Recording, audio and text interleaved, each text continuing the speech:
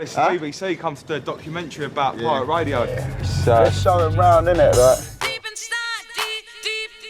Between the ages of, I'd say 17 and 20, I was like heavily involved in pirate radio. And you're locked into the sounds of the legendary. Yes, Corrupt FM. Hold tight the phone line crew inside, yeah? Phone line number English music, like before the internet, pirate radio was the tastemaker. That was the Spotify playlist. Guys climbing on rooftops to put up aerials and the sort of police like raids and all of the sort of dodginess around it. I love the fact that it's done by people with a real love for it, you know. Because I think it's when you really love something, you can take the piss out of it. Of course it's illegal, mate. It's part of the beauty of it. The authenticity, like the music and the clothes, that's super important to us. So this is the main studio area, yeah? Got the main hub, yeah, where it keeps everything going, this does. So the webisodes were shot by Ben Murray and Asim. You're sat on the footage for like probably a year without doing anything. And then I was like, boys, you know what? I'm going to edit that together. Hello. Yes, bruv. Can I get one double cheeseburger and one cheeseburger? People 100% thought it was real.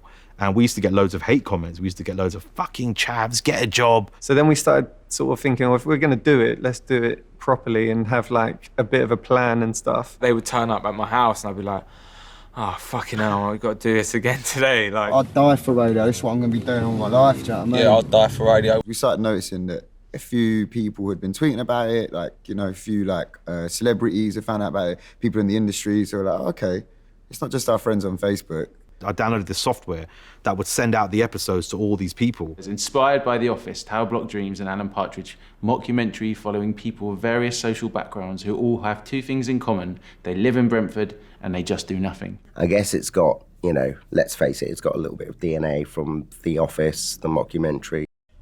Yeah, there's no way you couldn't, if you are aware of David Brent, there's no way you couldn't see that influence in there. And that's the highest form of praise because they're really good. I think we thought of new things just by improving. So one episode I'd be like, oh yeah, because obviously my missus like, I'll be 10 minutes, Michelle. At the end of that day, we're like, right, okay, so we're gonna have to find a missus for you for the next episode. Michelle! I don't know where any of it came from. I just did it and just this character was born. I know what you're thinking, actually. She's a little bit darker than I am, but that's because my great-granddad on my mother's side was a court Cypriot, so we've all got a sort of exotic twist, didn't we? We decided, this could be like a little storyline that's like unsaid throughout the whole thing. Yeah. And I used a lot of fake tan when I was pregnant, so I think it filtered through the skin onto her. Side effects. This sort of came not fully formed at all, but just with the elements in place. And then it cut to Chabuddy G. Right, my name's Chabuddy G, entrepreneur. People come to me when they want stuff, when they want people dealt with. I'm landlord, I'm community officer, agony aunt, agony uncle, brother, friend, lover. Whatever you want, you come to Chabuddy G, you know what I mean? He's a great character. I think he's a great part of me, and of course, so much of it is based on my dad. I was excited to meet them just because, you know, the video was so funny, and I think as a producer, when you've seen something, you're just desperate to sort of work with people. We were like, wow. And then, you know, saying we can get you a pilot. Something that really helped early on with promotion for the show and getting the boys out there was that they had the music side and they could genuinely do it. They could genuinely MC and they could genuinely make music. He's a real proper MC. I'm kicking man like Van Damme. Who's on the mic with that rough slang? What you gonna say now? What you gonna do when bass and grinder are coming for you? I think very often comedy doesn't do music very well. and it certainly doesn't do that sort of music very well.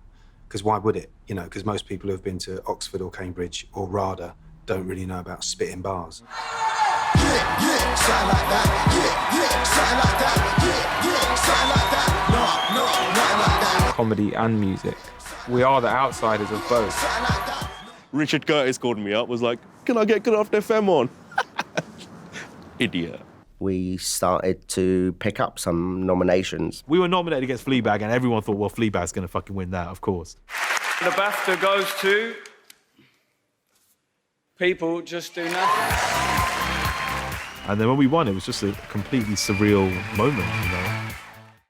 It's literally came from nothing on YouTube. I imagine if I won a BAFTA that I'd just be going nuts and go to a celebrity party afterwards. Everyone else went to after party, and at 12, I just was like, do you know what, I'm getting a cab home. I just lay there in bed, still in my suit, just looking at the ceiling, like, just wanting to actually feel the moment. We'll always look back in these 10 years, and I think we'd be proud that we did make something from nothing. Kurupt FM in it. Kurupt FM in it. The rest are irrelevant. Kurupt FM, love it or slump it, basically. Yeah, something like that. Yeah, something like that. Yeah, something like that. No.